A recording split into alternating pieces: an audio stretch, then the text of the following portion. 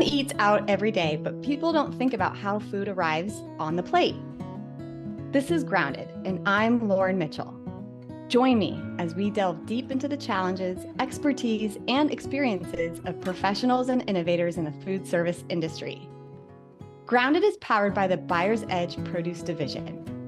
Our mission is to provide innovative solutions and excellent service to food service operators. Hey friends, well, I can't believe it's been a full year of the Grounded podcast. I'm really excited to give you today's show, which is just a compilation of some of the best guests from the year based on the variety of experiences that they have shared and covered. First, I want to thank each of these guests just for giving me their time and putting themselves out there and sharing all of the wisdom that they did. I just hope that you can gain a splash of each of the episodes through this visit today, and feel free to go back and, of course, watch the full episode for any of these guests. So without further ado, I give you the best of 2023. I'm excited to give you this splice from Byron Theodore, the VP of Quality Assurance for Inspire Brands. I was so honored to have him on as a guest. What a great individual. If you meet anyone who knows Byron, they will just smile from ear to ear as far as just his manner and just his appreciation for the suppliers he works with. And I think that's what you'll get out of the episode with him. He talks about how his key ingredient is a process-oriented program centered around great partnerships with suppliers. And he has this thing that he calls what gets measured gets done. He talks about metrics for your suppliers, and one of the many ways those in procurement and FSQA roles for any commodity can ensure that all ingredients meet regulatory standards is, again, just setting those expectations and metrics up front with your suppliers. Inspire Brands, as you may or may not know, which includes Buffalo Wild Wings and Arby's and Sonic and Dunkin', they have such a fun time coming up with limited time options on their menu, call it LTOs. So he talks about how they're able to tighten up the launch period for these. So for those of you in supply chain that are wrapped around a concept that likes to push LTOs, this is a great person to reach out to in regards to that. And then he talks about how to bring it all together quickly. Also a brand that's on a path for tremendous growth. He talks about how you can incorporate scalability to your supply chain just for best practices with that. Again, what a great episode. Byron Theodore with Inspire Brands. The proactive approach to food safety, for example, like HACCP and its prerequisites, FSMA, food defense, to go through a few of the items. Going back to what we talked about before, being consumer driven or consumer focused. Consumers are so much better informed and educated about what they consume. So we have to be ahead of the game and have the ability to provide quick and accurate data just to allow them to make sure that they're making the best possible choice with respect to their eating habits. Learn to be comfortable being uncomfortable. We have challenges throughout the day, things that we can't control, whether it's weather that may control some of the crops that may cause supply chain issues. It may be a war in Russia and Ukraine, so a lot of these pressures and supply chain issues we're faced as, across our industry every day. And, you have to have a calm approach, be very strategic, and just lean into those challenges. Learn from your opportunities. That's something that's important. Be flexible.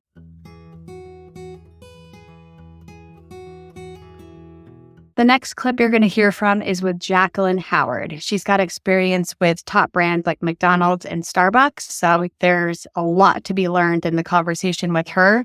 Very knowledgeable, experienced, and a true professional. She has since retired, but talks about the dynamics of all the decisions she had to make in joining an international brand that actually required a move outside of the US and how she incorporated her family and the decision-making of that. I think that's just great for any working mom to hear and understand. I just love how she goes into the detail about exploring the path of your product, but also how to bring your team members into this with you and how that really supports their roles too. So again, always looking outside of yourself to bring team members into visits and shows and experiences, especially when it takes you into the field so that they can really begin to connect the dots as well.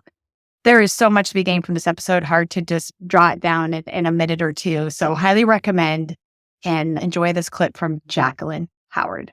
I think the biggest thing any company can do, small crisis or large, is to decide your crisis management team first and foremost, and then you're running the business team. Now that we're kind of out of COVID, sort of, it's really important, and we did this during COVID, is to test your contingency plans. We discovered a lot. And go back and say, are we resilient enough? Do we have a backup plan? And if not, and it's not a critical item, maybe that's okay for now. But for your core critical items, they're essential to your brand. Are you resilient to stand the next crisis? So as I finished up my senior year, I realized I didn't want to work in a laboratory, nor did I want to go through 7+ more years of torture being a physician and going through residency and all the things I noticed that people that were pre-med were going to go through. But I just love the major and the idea of solving problems and fascinated with the human body as a beautifully made machine. So I still stay very close to all the innovations in biomedical engineering and the like, but decided that wasn't where I wanted to end up early in the disciplines emergence. So I ended up getting my MBA. Was blessed with another full fellowship to go to University of Delaware. Then I was recruited to move to the McDonald's organization in Chicago. McDonald's is a well-known brand, but I had no idea about the machine behind the brand and the economies it created in industries and globally. So that was extremely developmental for me, spending 19 years doing that role between just being a very kind of entry-level buyer and dealing with different categories like bakery and oil and potatoes and the things that you all know McDonald's for.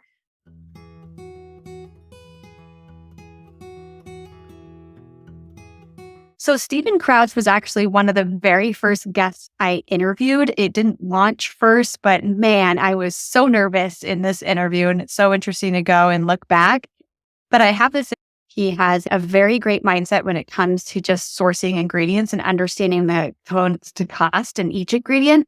Currently with a brand called Firebirds. He's been with them for a long time, and they are a scratch kitchen concept, and that is very important to them too. So sourcing those whole raw ingredients and making sure that the flavor is executed all the way down to the plate. Great conversation with Mr. Steven Crouch. One thing that I've learned over the past is that I really prefer working with a group that believes in a high quality statement. When you start to understand the ingredients being used in a specific dish, it kind of goes back to the core of, a recipe.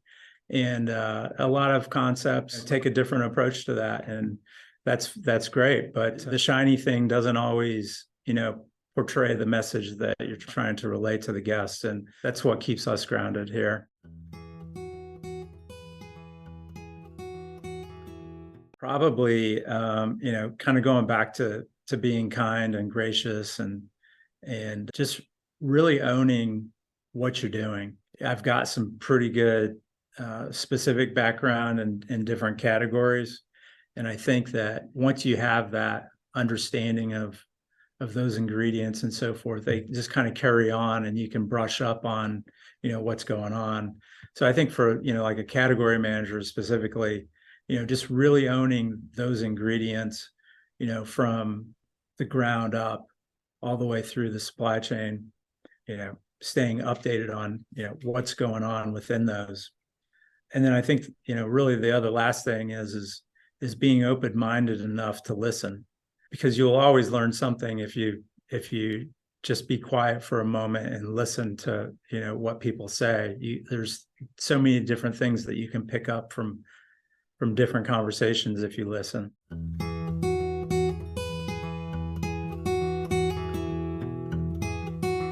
All right, this next clip is with Christy Kingree, VP of Supply Chain for Tropical Smoothie Cafe, and just an amazing human and personality. Those of you who know her know exactly what I'm talking about.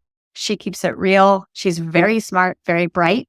She talks about the great evolution of supply chain and how it's actually an advancement in its own right that people know what supply chain is following COVID, and how, it's a connected system of organizations, information, and resources. And again, this goes back to the importance of relationships to support that. She talks about the access and strength of data and how that's impacted the advancement of supply chain. And then she just goes into the brand in general. Tropical Smoothie Cafe has more than smoothies on its menu and burgers and sandwiches and salads, but it's also one of the unique smoothie concepts to still be sourcing all fresh ingredients for categories like bananas and strawberries that people would normally go IQF. That is very challenging to do, and they've done an incredible job doing it, especially with over 1,200 cafes nationally. So very episode for those in or out of the industry, just to understand how she's able to execute this and work with a phenomenal team in order to do so. Christy Kingery with Tropical Smoothie Cafe. Innovation is really important to our franchisees. It's really important to our brand. It provides a source of something new and exciting to our guests. And so we are always looking to push the envelope and do things there. What we strive to find is the healthy balance between it's new, it's rare, it's exotic, it's exciting, our guests want it, with supply chain bringing us back down to earth. We've got to have shelf life on it. Hey, we can't do this in March because the growing season is in the summer. And in March, you're not going to get good sweet fruit. So you want to do it in June or July. We work together as a team to really kind of develop out these concepts and what really makes sense.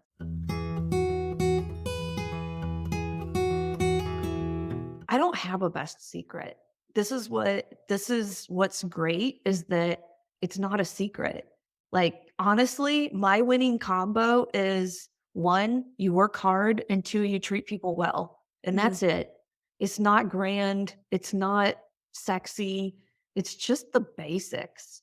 And when you can hit hard on the basics and deliver the basics, you can go far and do a lot. So it's not all about like buzzwords and this new cool thing and being innovative. And those are all nice things, but it's really, be easy to hire, be easy to work with, be a good employee, be a good team member, be a good peer, be willing to roll up your sleeves and just freaking work.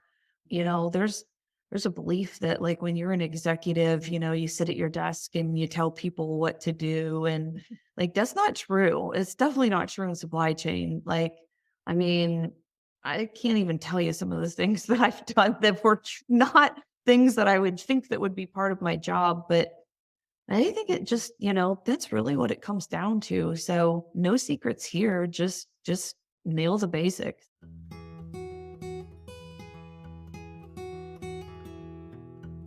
On this next bit, you will hear from David Cox, a true legend in the industry. His episode is actually great for those in and out of the food service industry, as he is a great leader in business principles and understanding just how to make teams work and really build a high-performing team. I spoke with people, said things like I'd follow him wherever he would go, as far as just wanting to be close to him as a leader. There's so much to be learned from his episode. He tags the slogan, growing, gone. This is something that he uses with all his employees as far as just wanting to make sure that they are constantly on a track for progress and growth. Don't we all want that? It's just an amazing, amazing leader. He also goes into just relationships and how important they are into supply chain. So he covers how having these relationships are of value as far as just being able to share information, knowledge, and even just problem solving through crisis. So listen to this episode. I highly recommend David Cox. Thanks again for coming on, David. What I've learned through the years, and more so in later years, is you can pretty much tie any issue or concern or challenge back to communication. And then either that's what created the issue, or you haven't helped diffuse the issue. You cannot over communicate. You just have to communicate, figure out why this topic is important, who's it important to, and then make sure that you're communicating properly and timely and all those kinds of things. You have to stay focused on the key priorities that's going to make the business better, more efficient, whatever the case is. The challenge is, this is it, especially been true in the last 2 years, is you get sucked into the day-to-day, and then you go down this day-to-day rabbit hole of challenges, and you're solving for, and you're making things happen, and all that other stuff gets pushed to the side for periods of time.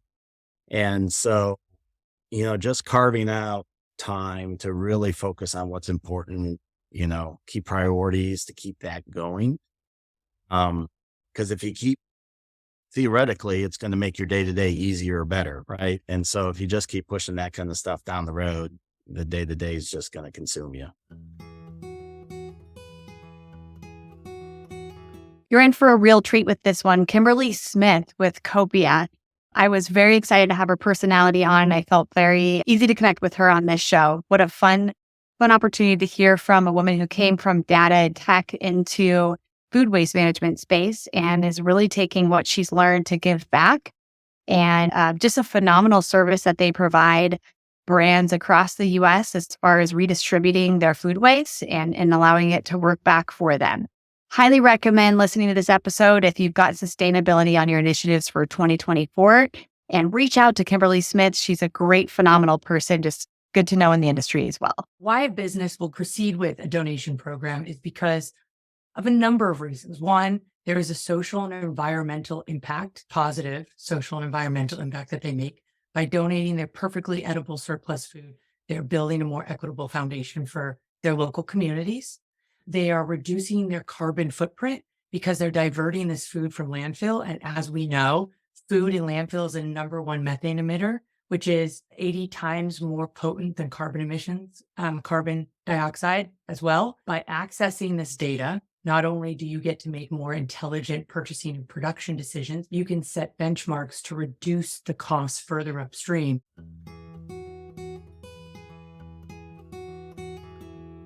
Do something that brings you joy. To kind of expound upon that. Like, finding something that brings you joy doesn't help you sleep every single night soundly. It doesn't alleviate challenges, but it makes what you're doing more meaningful.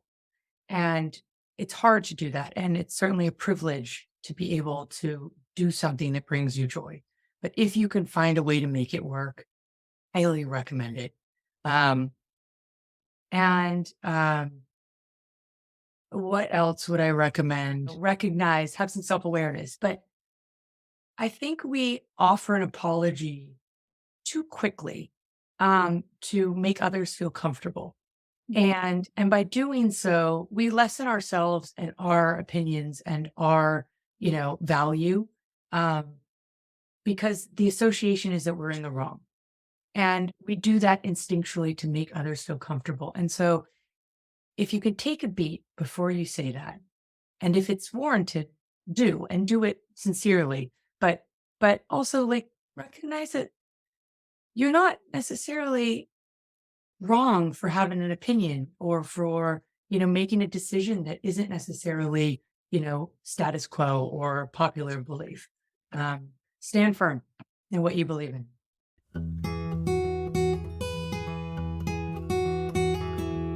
I'm so excited for this episode. You will listen to a little piece from Kevin Quant with the beloved brand True Food Kitchen.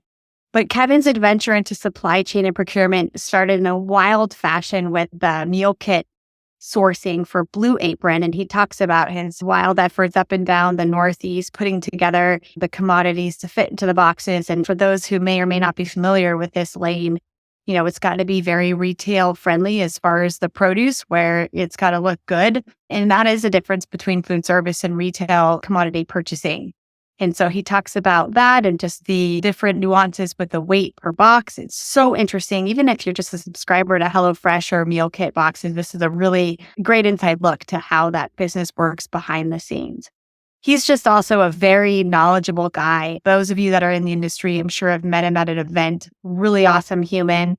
And he talks a little bit about True Food Kitchen, where he's at now, and talks about sourcing with integrity and what this means in its essence and how it sets concepts like True Food Kitchen apart from others, specifically about their sourcing choices and production methods. Another similar guest in the same vein was Jared Cannon with Simply Good Jars, two great humans in the industry. We really apply our principles of how we source, which also includes guardrails for clean ingredients. It also includes guardrails for sustainability and the impact we have on this planet.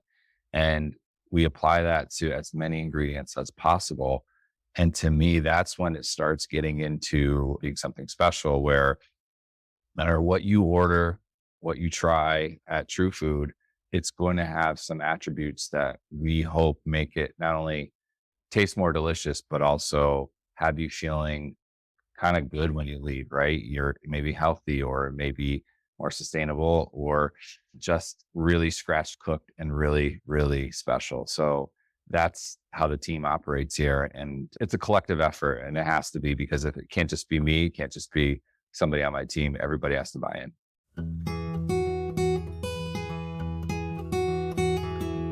Attention is something that it's a gift and a curse, right? I can juggle a ton of balls and cover a lot of ground. Supply chain's complex.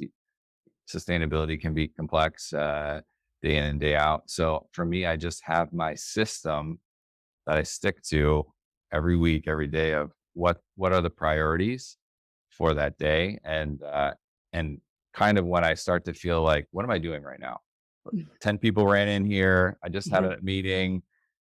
I'm checking emails. I'm doing all this stuff at once, but am I actually moving what matters? And that's when I go back to my priority list that I put together to start the week. I actually feel like not sick, but like off. If I don't have my priority list set for the week, I feel off. So I go back to that and say, where am I? What am I doing? And then I reset. So for me, that's my go-to move that keeps me grounded.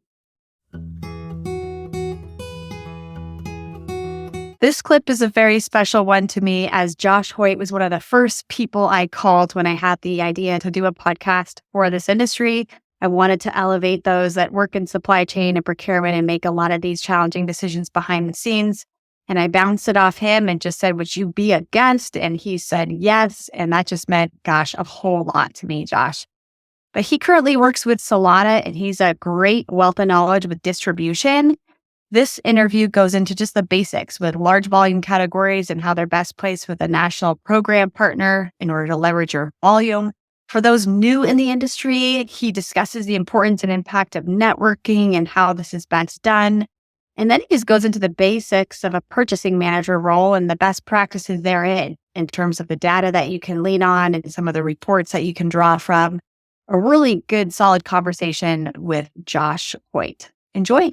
Having the vendor know our operation and understand what it is that we do and kind of what we're trying to accomplish. So if we have some, business reviews a couple times a year, just like where we stand, what are we doing? How are you performing for us? How are we performing for you as a vendor? And really understanding that partnership. Those are the two critical things that I'm looking for. Really consultative selling, a vendor that knows our business, wants our business, and then having consistency on the delivery side. I'm really social. I like being with people. I guess that's the sales side of me. Working with is reaching out to my team members. I've got a great support system within our company. We've got top level directors, as well as say all of our training staff. But just being in the office and working with them and seeing their smiling faces and, talk to them about opportunities or challenges and working through that. Just being in the restaurants and working with our teammates is something that keeps me excited and going and grounded, if you will. And there you have it. A few of my favorites from 2023, but really, truly, every single guest this year has been its own unique product as far as what they've brought to the table, as it's just been an awesome opportunity to get to know their personality and the brand that they're close to, and also just some of how their experiences pre-career has informed how they're making decisions in this space that is wrecked with needing to make quick decisions and solve problems and explore challenges and think outside the box. So a big thank you to all the guests that came on. And for those listening, continue to like and hit the show notes for each of the episodes, a really great synopsis of some of the learnings and takeaways from each conversation there. And I wish you all a very happy 2024. And that wraps up another episode. We have covered a lot of ground today. Thank you for joining. For show notes and our most updated market report, visit us at groundedthepod.com. Grounded is powered by the Buyer's Edge Produce Division. Our mission is to provide innovative solutions and excellent service to food service operators by leveraging technology, talent, and an insatiable appetite to improve.